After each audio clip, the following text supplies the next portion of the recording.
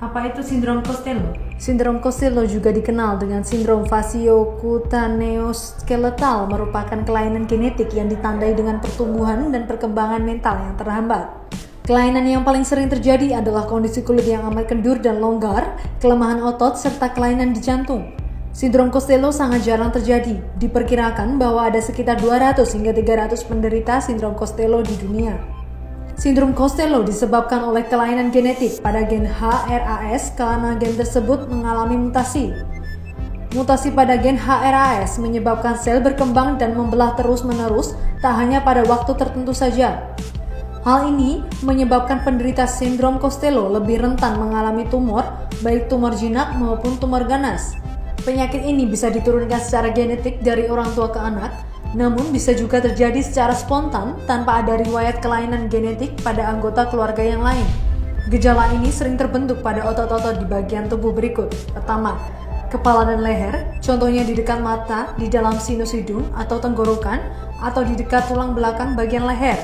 Kedua, organ kemih dan reproduksi, termasuk kandung kemih, kelenjar prostat atau organ kewanitaan. Lalu di tangan dan kaki, kemudian juga ada di dada dan perut.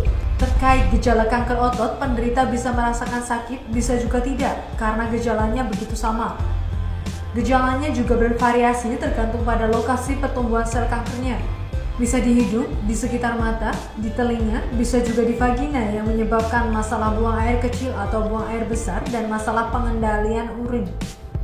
Resiko: anak-anak berusia di bawah 10 tahun, namun dapat juga terjadi pada remaja dan dewasa, lebih sering terjadi pada laki-laki daripada perempuan, anak dengan cacat lahir, mutasi genetik turunan keluarga, sindrom Li-Fraumeni, kelainan genetik langka yang membuat seseorang cenderung terkena kanker dalam hidupnya. Kemudian neurofibromatosis, suatu kondisi yang menyebabkan tumor tumbuh pada jaringan syaraf.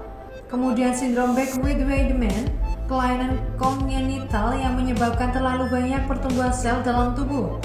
Lalu sindrom Costello dan sindrom Noonan, kondisi yang menyebabkan kelainan bentuk keterlambatan perkembangan dan masalah lainnya. Sindrom Costello tak bisa dihilangkan ataupun disembuhkan. Pengobatan yang dilakukan bertujuan untuk meningkatkan kualitas hidup penderita, di antaranya adalah dengan cara: pertama, membantu mengatasi kesulitan menelan makanan saat anak-anak, misalnya dengan memasang selang dari hidung ke lambung atau nasogastric tube.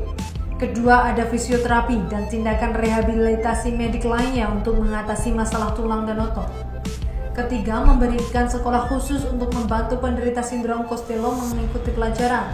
Kemudian ada operasi jika terdapat tumor.